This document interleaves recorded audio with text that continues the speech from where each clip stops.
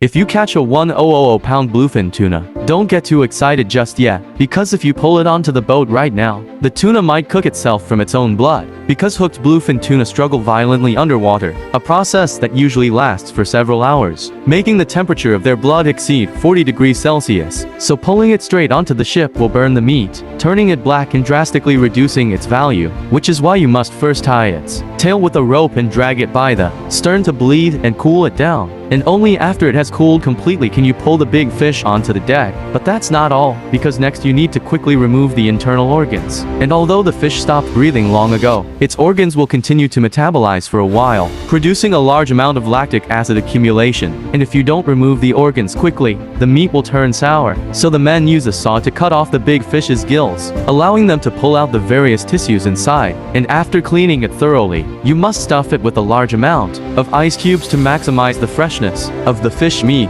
And then comes the most thrilling moment to see how much this deep-sea giant can sell for, because this fish is so unbelievably large that even after cutting off the head and tail, its weight still reached 1,078 pounds, which is about 977 jin, and if you add the head, tail, and organs, the total weight far exceeded 1,000 jin. And finally, a middleman bought this fish for $15,000, while their fuel expenses were only $300, leaving them with $14,700 to pocket, making it feel absolutely amazing.